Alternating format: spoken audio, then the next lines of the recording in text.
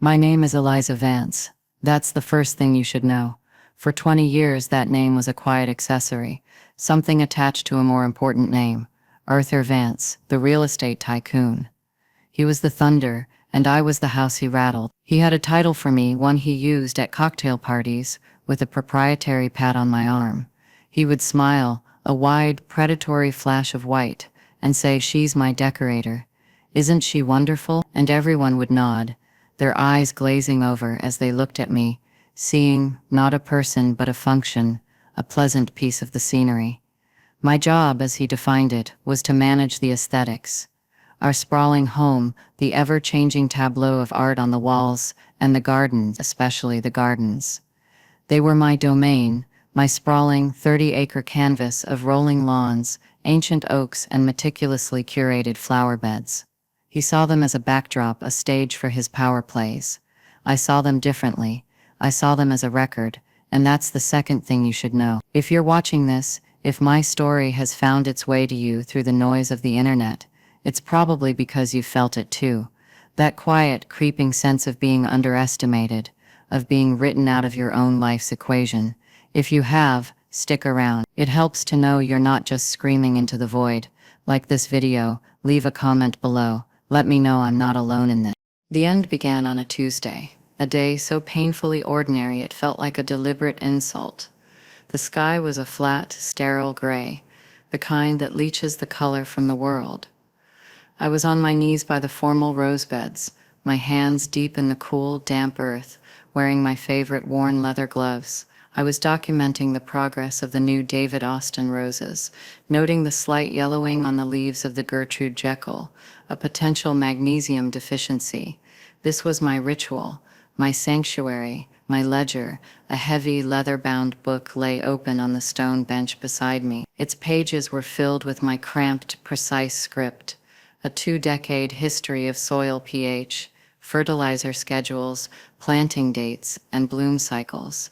To any observer, it was the obsessive diary of a lonely, wealthy woman with too much time on her hands. Arthur certainly saw it that way. He approached without a sound, his expensive Italian shoes making no impression on the thick, perfectly manicured grass. I didn't have to look up to know it was him. His presence had a weight, a pressure that changed the air around him. "Eliza." His voice was too calm. It was the voice he used before firing an executive or gutting a department. It was a voice that promised carnage with a smile. I looked up, shielding my eyes from the flat glare of the sky. He was standing there in a perfectly tailored suit, looking like a magazine cover, completely alien to the real, living world of the garden around him. He wasn't even looking at me, but past me, at the house. His house. "I'm leaving you," he said. The words were simple, delivered with the same emotional investment as a man ordering a coffee. He said them to the sprawling stone facade of the mansion, not to the woman who had made it a home for 20 years. My first thought, strangely, was about the roses. They needed a sulfate treatment. My mind clung to the mundane, the controllable, a desperate anchor against the tidal wave that was about to hit. I slowly pulled off my gloves, my fingers stiff and cold. I stood up, brushing the dark, rich soil from the knees of my trousers. Why? The question was a whisper, lost in the vast, open space of the garden. He finally turned his eyes on me, and what I saw in them was a terrifying, hollow boredom. He was bored of me, of the house, of the life we had built. He had squeezed all the value from it, and now he was ready to discard it. "Her name is Crystal," he said, as if that explained everything. "She's 24, an influencer." He said the word influencer with a strange mix of derision and awe, as if he'd discovered some exotic new species. And then came the final, crushing blow. The part that was designed not just to end our marriage, but to erase me completely. "My lawyer will be in touch," he said, his gaze drifting back to the house. "He's drawing up a settlement. It's paltry, I'll admit, but you've lived a comfortable life on my dime for 2 decades. Consider it a severance package for your decorating services." He smiled then, that wide, empty smile. He genuinely believed he was being magnanimous. He thought he was closing a chapter, firing an employee he'd grown tired of. He turned and walked away, leaving me standing there between the roses and the stone bench. He forgot, you see, in his grand, arrogant dismissal of my life, of my work, he forgot about the ledgers. He forgot that for 20 years my decorating wasn't just about flowers. It was about observation, and those meticulously kept gardening books. They weren't just a record of bloom cycles. They were a meticulous record of every meeting he hosted in the garden, every whispered deal made under the shade of the weeping willow, every illicit conversation that drifted out from the open doors of his study, every secret handshake, and every single cash payment he buried, literally in the soft earth of the backyard. He had just announced he was leaving his decorator. He had no idea he was actually leaving his archivist. And she had kept perfect record. The silence Arthur left behind was heavier than any sound. It filled the cavernous rooms of the house, clung to the velvet curtains, and pooled in the polished gleam of the mahogany dining table. For 20 years, the house had been a hive of noise. Arthur's booming voice on the phone, the clinking of glasses from catered parties, the low hum of deals being made. Now there was just the oppressive, suffocating quiet of my own breathing. My first 24 hours were a blur of automated movements.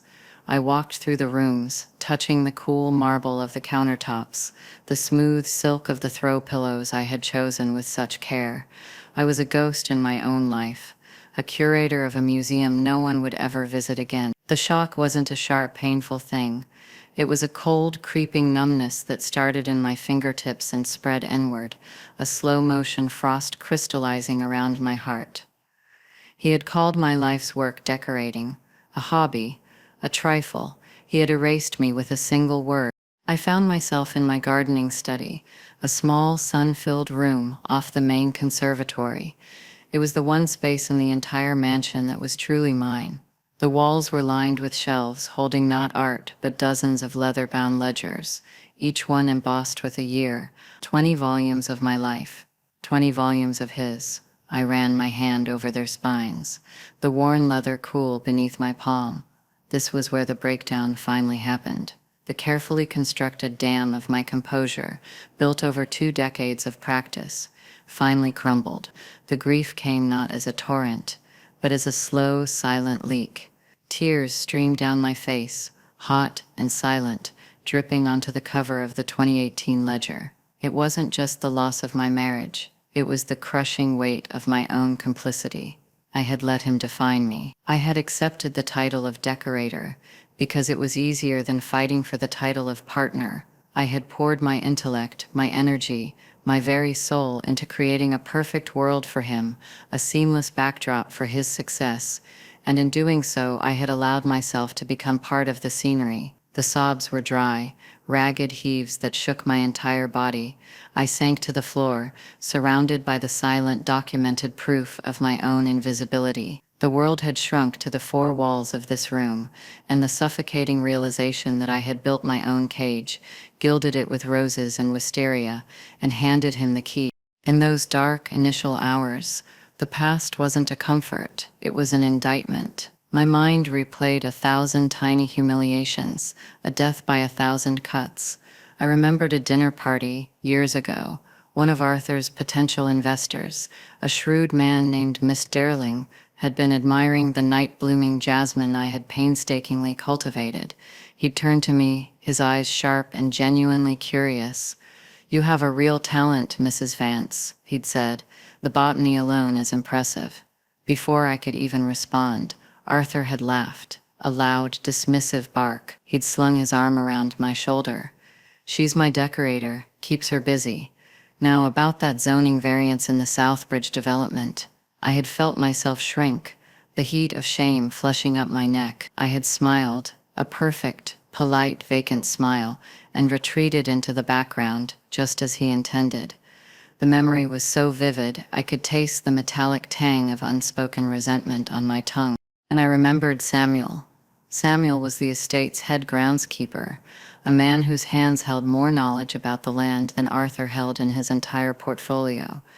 He was a quiet, weathered man with kind eyes and a slow, deliberate way of speaking. He'd been there for 30 years, long before I arrived. While Arthur saw the grounds as a line item on a budget, Samuel saw it as a living entity. He was my only true ally on the estate, though we rarely spoke of anything beyond soil acidity and pest control. He respected me. It was a simple, profound thing that Arthur had never offered. I remembered an afternoon, maybe 5 or 6 years ago. We were standing by the old oak at the edge of the property, discussing a persistent mildew on the phlox. Arthur had stormed out of the house, bellowing into his phone about some deal gone wrong. He'd paced back and forth, a whirlwind of rage, before abruptly stopping. He'd pointed a finger at a spot a few yards from the oak. "Dig a hole here, Samuel, 3 feet deep, 2 feet wide. I need a place to plant something." He'd given me a sharp warning look, a look that said, "You are not part of this conversation." He'd tossed a small, heavy-looking canvas bag onto the ground. Later, after I left, Samuel had looked at me, his expression unreadable. "That's a strange spot for a planting, ma'am," he'd said, his voice low. "The drainage is poor. Anything you put there will rot." We both knew it wasn't about planting anything that grew. It was about burying something that did. We never spoke of it again, but a silent understanding passed between us. We were the staff, the keepers of the physical world he used and abused. That memory, in the dark of my study, was the first flicker of a different kind of fire. It wasn't just my pain I was feeling now. It was Samuel's quiet dignity, his unspoken knowledge. He had seen it all too. This wasn't just an attack on me, it was an attack on the very reality we had all inhabited, the truth that Arthur was now trying to rewrite with a paltry check and a 24-year-old on his arm. I thought about the prenuptial agreement he'd had me sign. At the time I was young, in love, and the idea of planning for divorce felt cynical. His lawyer, a man with a smile like a shark, had explained it was a simple formality, just to protect Arthur's existing business assets. I signed it without reading the fine print, a foolish, trusting girl. Now I realized that document was the first brick in the wall he had built around me. He had been planning my obsolescence from the very beginning. His offer wasn't a settlement, it was the execution of a 20-year-old contract I had been too naive to understand. A part of me, the part that still felt like that young girl, wanted to crumble, to accept the narrative that I was a fool, that I had been outplayed from the start. But then my eyes landed on the 2018 ledger again, still damp with my tears. I picked it up, my hands trembling slightly, and opened it to a random page. August 12th. Rosa Peace, showing signs of black spot. Applied copper fungicide. Afternoon shade seems to be the culprit. Met with Henderson and Croft of Apex Holdings under the gazebo. Conversation about the waterfront bid. A mentioned a facilitation fee to a city councilman, laughed and said some things need to be planted where the sun don't shine. Later saw him near the sundial, with a small spade. The entry was written in my usual, dispassionate script. A simple observation, a detail. But now, it wasn't just a detail, it was a weapon. I started pulling the other ledgers from the shelves. 2010, 2007. I laid them out on the floor, a mosaic of my life, my quiet, invisible life. Each one was a testament to my meticulous nature, the very quality Arthur had mocked as obsessive. He thought my focus was on the flowers. He never realized my focus was on everything. A strange calm began to settle over me, displacing the grief. It was cold, clear, and sharp. The world outside my study windows was still gray and lifeless. But inside, something was coming into focus. This was no longer about the pain of his betrayal.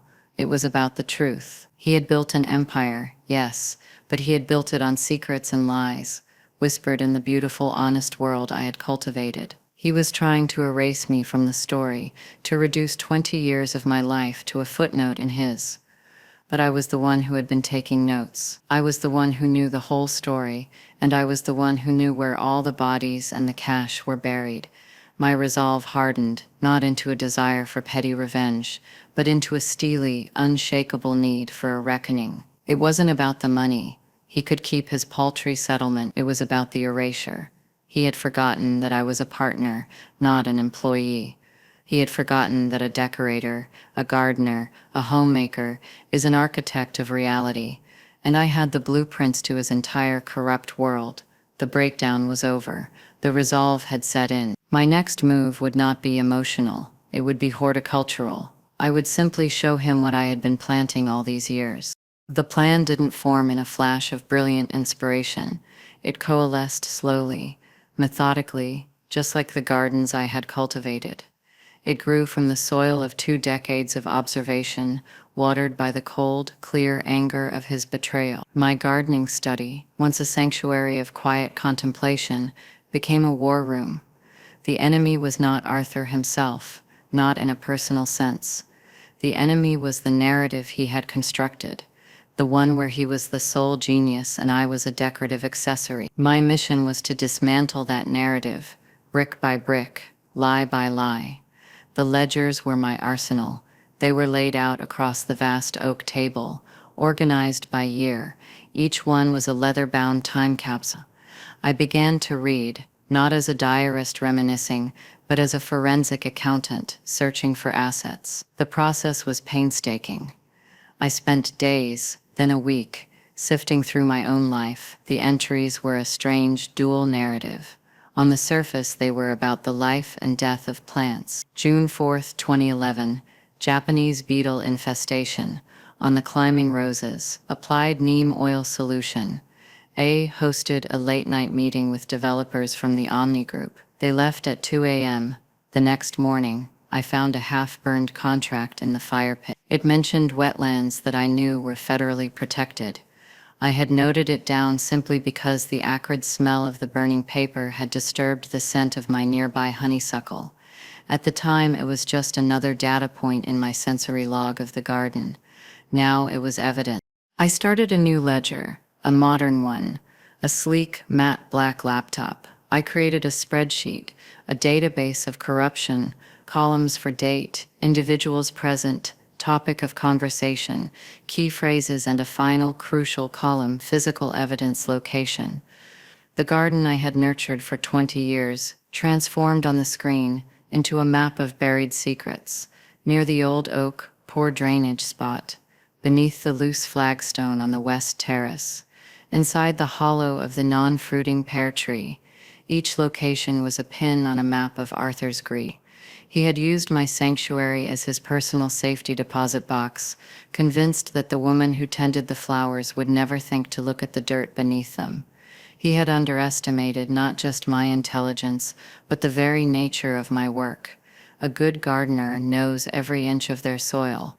They know where it's been disturbed. They know when something is buried that doesn't belong. As the database grew, the sheer scale of his deceit was staggering.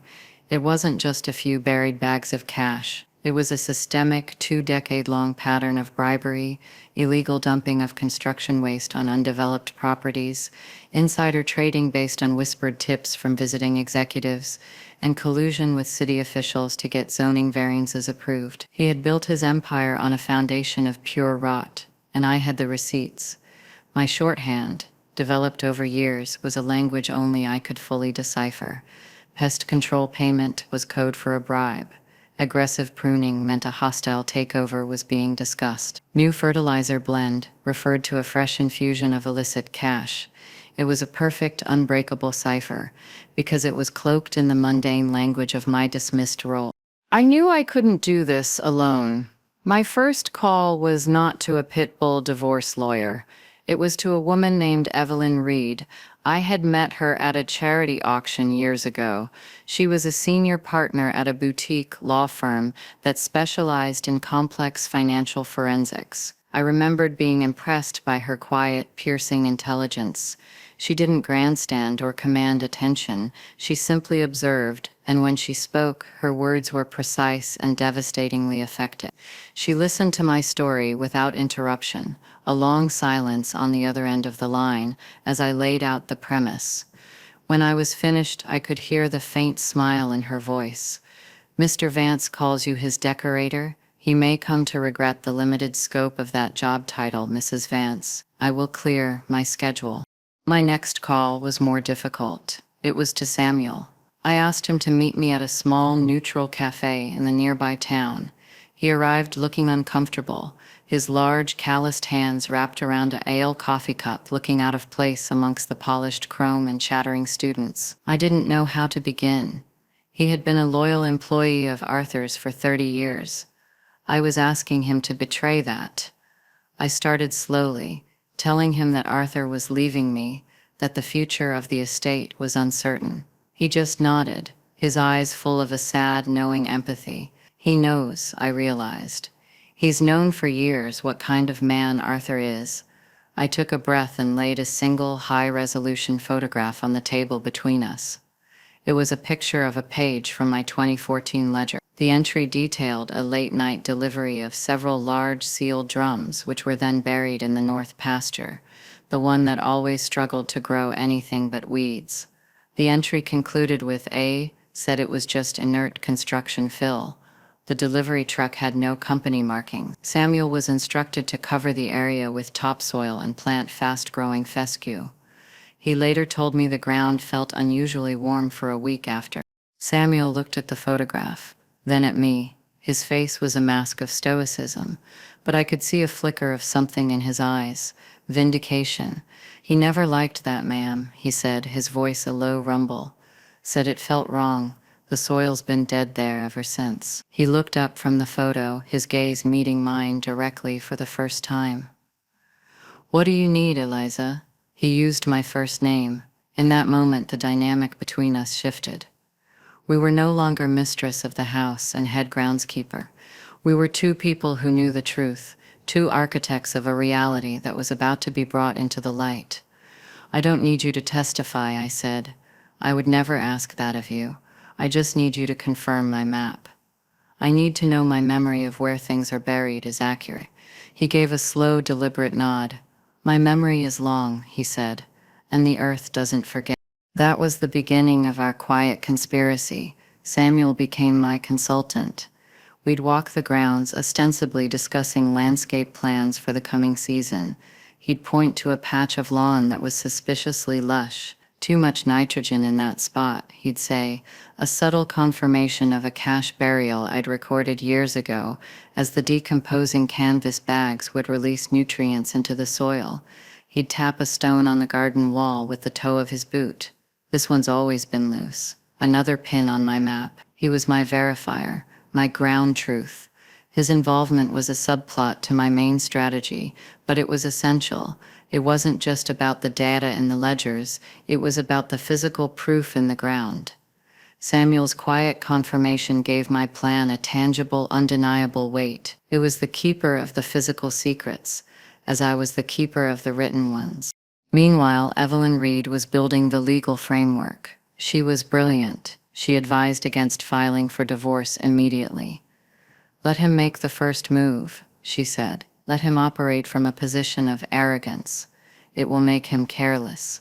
She set up a new corporate entity for me, a shell company with a bland, forgettable name, EV Holdings. It was my parachute, my landing craft. We began the slow, meticulous process of preparing what she called the disclosure package. We weren't threatening to expose everything. That would be chaotic and messy. The plan was surgical. We would select a few key entries, ones that implicated not just Arthur but his most important and untouchable partners. The goal wasn't to destroy Arthur in a fiery explosion, but to quietly, systematically dismantle his power base by showing his allies that their association with him was now a catastrophic liability.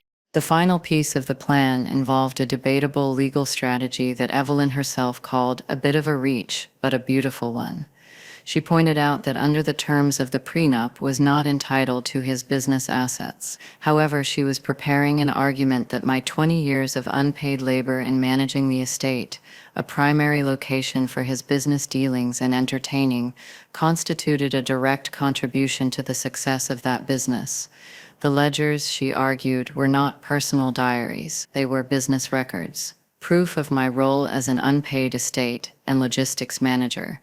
He called you his decorator, Eliza, she said, a sharp glint in her eye. We are going to calculate the market value of a high-end estate manager, a logistics coordinator, and a corporate event planner for 20 years, add interest, and present that as your contribution to the marital asset. It was a plausibly inaccurate legal claim, one that would make traditional divorce lawyers scoff, but it was designed to do one thing: change the battlefield. We weren't fighting over the scraps he was offering. We were redefining the entire concept of my worth. The secret plan was complete. It was a three-pronged attack: the undeniable data of the ledgers, the physical proof buried in the soil, and a radical legal argument that would turn Arthur's greatest insult, my role as decorator, into my greatest weapon. I felt a quiet, thrilling sense of power. Not the loud, blustering power that Arthur wielded, but the deep, silent power of a person who knows the truth and has a meticulous plan to reveal it. The first move was silent, almost anticlimactic. It wasn't a thunderous lawsuit or a dramatic confrontation. It was an email. A single, sterile, brutally efficient email sent from Evelyn Reed's office to Arthur's lawyer, a man named Gerald Croft, who had the perpetually smug look of someone who had never lost. The subject line was simple: Revance settlement offer. The body of the email was even simpler. It stated that we formally rejected the proposed settlement. Attached was a single PDF document. It was a high-resolution scan of one page from my 2016 ledger. Just one page. We had chosen it with surgical precision. The entry was from July. Noted severe aphid infestation on the Queen Elizabeth grandiflora roses near the main gate. Applied insecticidal soap. A had lunch with Councilman Roberts on the patio. Discussed the upcoming vote on the Highcroft Tower zoning exception. Remarked it was amazing what a little compassionate rehoming can do for a vote. Later that day, A asked me to buy a new designer handbag for a friend of the family. He gave me a specific model and a specific store. It was for Mrs. Roberts. I noted the expense in the household account as guest amenity. He also made a cash withdrawal of $50,000 for, he said, garden improvements. I saw him bury a canvas duffel bag by the north-facing wall of the Japanese garden, marked the spot with a black river stone. We didn't add any commentary, no threats, no explanations. We just sent the page, and we waited. The silence that followed was different from the silence of my initial shock. This was a taut, humming silence, like the air before a lightning strike. For 2 days, there was nothing. I imagined Arthur's reaction. First confusion, then dismissal. He'd probably laugh it off as some pathetic attempt by his hysterical wife to make trouble. He'd show it to Gerald, and they'd have a chuckle about the decorator's diary. But the details would gnaw at him. Councilman Roberts, the Highcroft Tower, the handbag, the $50,000, the black river stone. He wouldn't remember all of it, not precisely. That was the point. We had just introduced a catastrophic variable into his perfectly controlled world: uncertainty. He no longer knew what I knew. The first crack appeared on the third day. It came, as I knew it would, through Samuel. I was walking the grounds, keeping up my routine, when he approached me, ostensibly to discuss fertilizing the lawns. He kept his voice low, his eyes fixed on the distant tree line. "Mr. Vance was out here this morning, ma'am," he said. Before dawn, he was in the Japanese garden, poking around the north wall with a garden trowel. My heart gave a single, hard thump against my ribs. He was looking. He was trying to remember. The image of this powerful, invincible tycoon scrabbling in the dirt in the pre-dawn gloom, trying to retrace the steps of his own corruption, filled me with a cold, hard satisfaction. It wasn't about revenge. I kept telling myself that. It was about forcing an audit. Later that day, Evelyn received a call from Gerald Croft. His tone, she reported, had lost its smug edge. It was now laced with a brittle, forced casualness. He called the ledger page incoherent ramblings and a work of fiction. He blustered about slander and emotional distress. It was the noise of a man who was profoundly unnerved. Evelyn simply let him talk, her silence a weapon in itself. When he had finally sputtered to a halt, she said simply, "Gerald, We are not alleging anything. We are merely in the discovery phase of assessing my client's contributions to the marital estate. That page is an excerpt from a business log she maintained regarding estate operations. We are trying to reconcile certain financial discrepancies. If Arthur would like to clarify the $50,000 expenditure for garden improvements, we would be happy to listen. She said the line went dead quiet for a full 10 seconds before he mumbled something about getting back to her and hung up. The panic was starting to set in. Arthur, I knew, would be tearing his hair out. He was a man who needed absolute control, and for the first time in 20 years he was no longer driving the narrative. He was reacting to it. He probably thought this was my only card to play, a single, lucky shot. He was about to find out how wrong he was. Our second move was even quieter, and far more devastating. This time, the email wasn't for Arthur. Evelyn drafted a polite, formal letter addressed directly to Mr. Sterling, the shrewd investor who had once complimented my gardening skills. He was Arthur's oldest and most powerful business partner, the bedrock of his legitimacy in the financial world. The letter was sent via courier to Sterling's private office. It contained a scan of a different ledger page, this one from 2012. May 5th. Treated the wisteria for powdery mildew, and Mr. Sterling met, under the pergola, finalizing the acquisition of the downtown commercial block. I overheard Mr. Sterling say, the insider tip on their CFO's gambling debts was the key. We can leverage that to force a sale at a deep discount. Laughed and replied, information is the most fertile soil, my friend. You just have to know how to cultivate it. That evening, A made a wire transfer from a secondary account, the one I used for household staff payroll, to an offshore entity in the Cayman. He called it a consulting fee for Mr. Sterling. The letter to Sterling was deferential in tone. It explained that Mrs. Vance was conducting a thorough review of her financial history in preparation for her divorce proceedings. It stated that she was seeking to understand the nature of certain transactions she had facilitated on behalf of the household, and that any clarification Mr. Sterling could provide regarding this consulting fee would be most appreciated for her records. It was a masterpiece of plausible deniability. We weren't accusing him of anything. We were asking for his help. We had just quietly and politely handed him a grenade with the pin already pulled. We had made him a co-conspirator in Arthur's financial mess. The fallout was immediate and catastrophic. I didn't see it myself, but Evelyn heard about it within hours through the gossipy network of high-level corporate lawyers. Sterling, a man known for his icy composure, had apparently gone ballistic. He wasn't angry at me. He was furious with Arthur. Arthur had allowed a record of their dirty laundry to exist. He had exposed them both. All of Arthur's calls to Sterling suddenly went unanswered. Meetings were canceled. A billion-dollar joint venture they had been planning was abruptly put on indefinite hold. The foundation of Arthur's empire had just developed a hairline fracture, and it was spreading fast. The silent takeover was underway.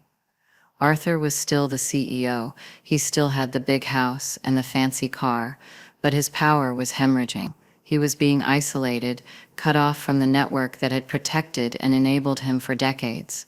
His partners were backing away, not out of a sense of morality, but out of pure, calculated self-preservation. He had become toxic, and it had all been accomplished with 2 pieces of paper and the quiet, meticulous record-keeping of his decorator. The noise was all on his end now, the frantic phone calls, the angry meetings with his lawyer, the panic digging in the garden. My world, for the first time in a long time, was perfectly, powerfully silent. The first tremor of the client exodus began with Mr. Sterling. His silence was a statement, a blackballing at the highest level of the city's financial ecosystem. Arthur's power was built on a perception of invincibility, and that perception was now shattering. Sterling wasn't just a partner, he was a bellwether. When he stepped back from Arthur, everyone else paid attention. Within a week, the trickle became a flood. Evelyn's network was humming. 2 other major investors, men whose names were regularly whispered in the pages of the financial press, quietly divested from their projects with Vance Development. There were no public announcements, no dramatic exit. It was all done in the shadows, with the quiet clicks of a stock sale and the polite, non-committal emails of lawyers. It was a silent, bloodless coup. Arthur was being systematically unplugged from the grid that powered his empire. I watched it happen from a distance, a general observing a battlefield through a pair of binoculars. I didn't have to do anything more. The seeds of doubt I had planted were now sprouting, their roots cracking the very foundations of Arthur's world. His allies weren't coming to me, they were simply running from him. They didn't know the full extent of what I had, but the 2 small samples I had provided were enough to suggest a catastrophic risk. Associating with Arthur Vance was no longer a good investment. The irony was thick enough to taste. For years he had judged every person, every asset, every relationship by a single metric value. Now, by his own metric, he had become worthless. The desperate countermove came on a Friday evening. I was in my study, cross-referencing ledger entries with old household credit card statements, when the doorbell chimed. It was Arthur. He was standing on the doorstep, looking haggard. His suit was rumpled, his tie was loose, and there were dark circles under his eyes. He had aged 10 years and 2 weeks. He pushed past me into the foyer, his movements jerky and agitated. "What are you doing, Eliza?" he demanded, his voice a raw, ragged thing. "What do you want?" He was trying for his old, intimidating tone, but it was hollow, thin. The thunder was gone, replaced by the pathetic crackle of static. "I want a fair accounting," I said, my voice perfectly level. I walked past him and into the formal living room, the one he always used for his power meetings. I did not offer him a seat. He followed me, his hands clenching and unclenching at his sides. "This is insane. A few scribbles in a gardening book? You're trying to ruin me with a hobby." "It's not a hobby, Arthur," I replied calmly. "It's a logbook, a record of services rendered and expenses incurred on the property where you conducted the majority of your business." I used the precise language Evelyn had coached me on. His face went pale. He finally understood. This wasn't a messy, emotional divorce. This was a corporate audit. "Okay, fine," he said, his voice dropping, trying a different tactic. The desperate plea. "You win. You want more money? You want the house? It's yours. Just stop. Stop sending things.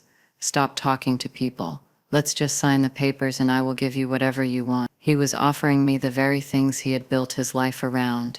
Money and property, assuming they were the only things I could possibly value. "It wasn't about the money, Arthur." I paused, letting the silence hang in the air. "It was never about the money. It was about the erasure. You built an empire and you listed me as a decorative expense. I'm just correcting the ledger." He stared at me, a dawning horror in his eyes. He was seeing me, really seeing me, for the first time in 20 years. Not as his decorator, not as his quiet, compliant wife, but as a strategist, an adversary who was every bit his equal. "Crystal." He stammered her name, as if it were a magic word that could fix this. "I've ended it with her. It was a mistake. We can—" He trailed off, the words dying in his throat. The offer was pathetic. He was trying to trade his discarded toy for my silence, for the key to his entire kingdom. He still didn't get it. He thought he could undo the damage, put the secrets back in the ground, and smooth over the dirt. He couldn't. The seeds had already taken root. I just looked at him, my expression calm, unreadable. "You should probably go, Arthur," I said softly. "Your lawyer will be hearing from my—" He stood there for a moment, a man adrift, his entire world tilting on its axis. Then he turned and walked out, not with the powerful stride of a tycoon, but with the slow, shuffling gait of a defeated man. The power shift was complete. He had come to my door to negotiate a surrender, and he hadn't even realized that he had already lost the war. The final meeting took place a week later, not in a sterile lawyer's office, but in the garden. It was my one condition. We met at the stone gazebo, the one where he had plotted and schemed for years, the scent of climbing clematis heavy in the air. He was there with his lawyer, Gerald Croft, who now looked deflated, his expensive suit hanging on him like a shroud. I was there with Evelyn. Arthur looked broken. The bluster, The arrogance, the sheer force of personality that had defined him was gone, scoured away, leaving behind a hollowed-out man. He didn't meet my eyes. He stared at a fixed point on the lawn, at the world he was about to lose. Evelyn did the talking. She laid out the term. It was not a divorce settlement. It was a corporate dissolution. I wasn't taking a percentage of his company. I was taking the company. The terms were brutal and precise. I would take majority ownership of Vance Development, not to run it, but to oversee its orderly and ethical liquidation. All assets would be sold, all debts would be paid, all illegal gains, muculus documented in my ledgers, would be anonymously donated to a series of environmental charities and housing initiatives. A quiet, poetic justice. A significant portion was set aside for a generous severance and pension fund for the company's actual employees, the ones who had done the real work while he played his games. Arthur would be left with a fraction of his former wealth, enough to live comfortably but never again to wield power. He would be stripped of his legacy. It would be as if Vance Development had never existed. His name would be erased from the city's skyline. Gerald Croft sputtered, calling the terms outrageous, impossible. Then Evelyn slid a single, bound document across the table. It wasn't the full set of ledgers. It was a summary, a master index. 20 years of corruption, distilled into 200 pages of dates, names, and locations. A table of contents for his ruin. Arthur finally looked at me then. His eyes were pleading. "Eliza, please," he whispered. "Don't do this." I met his gaze, my own calm and steady. "For 20 years you told everyone my job was to manage the household, and these gardens. You called it decoration. I called it accounting. You saw flowers, Arthur. I saw receipts. You can't put a price on a legacy. Don't take mine away." I stood up. "That's the difference between us. I was never part of your legacy. I was part of the overhead, and as the new owner, I'm cutting unnecessary expenses." I turned and walked away, Evelyn at my side, leaving him sitting in the ruins of the world he had built, with the blueprint of its destruction lying on the table in front of him. I didn't need to hear his answer. The war was over. The news of his final capitulation came via a simple email from Evelyn. "They've signed, all terms accepted." There was no elation, no triumphant cheer, just a quiet, profound sense of illness restored. A few weeks later, a short article appeared in the financial section of the paper. It announced that Arthur Vance was retiring for health reasons, and that Vance Development would be dissolved. The city's elite expressed their polite, disingenuous regrets. He was gone, erased from the landscape he had tried so desperately to dominate. Crystal, the 24-year-old influencer, had long since vanished, her social media accounts suddenly scrubbed of any mention of him. She was a symptom, not the disease, and had been discarded just as easily as he had planned to discard me. My new reality began to take shape. The mansion was sold, its cavernous rooms and painful memories liquidated along with the rest of Arthur's assets. I kept nothing but my ledgers and a few personal effects. With a portion of the funds from the dissolution, I bought the North Pasture, the one where the soil had been dead for years, the site of the buried toxic drums. I had them professionally and legally removed, the earth excavated and remediated until it was clean and fertile again. On that land, with Samuel as my partner and director, we established the Vance Foundation, not Arthur's name, my name. The Foundation's first project was to create a public botanical garden, a place of beauty and learning, free and open to everyone. It was a space built on truth, on restoration. The ultimate vindication wasn't seeing Arthur fall.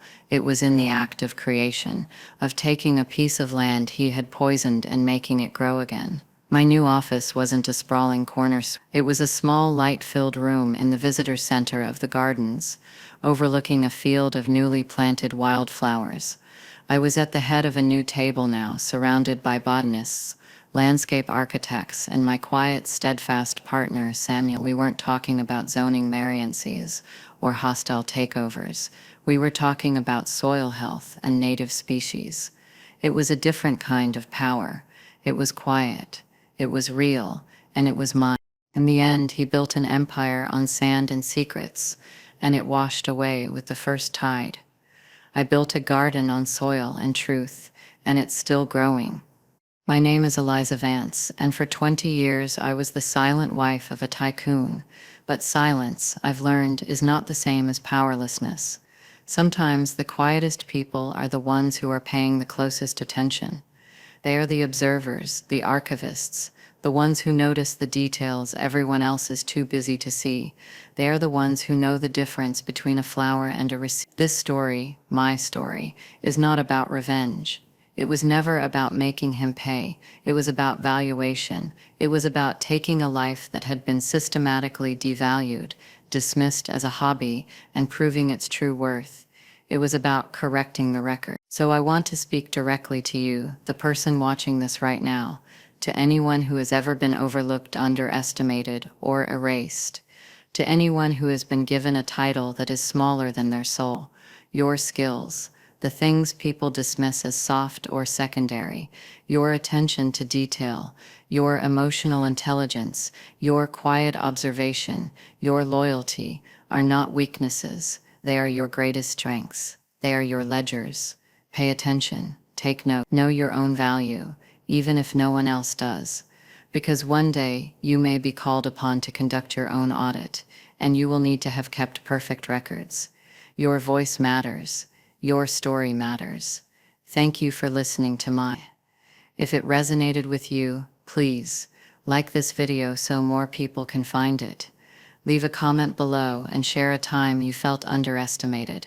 Let's create a community of voices that refuse to be silent. And don't forget to subscribe for more stories about turning the tables and reclaiming your power. It's time to correct the record.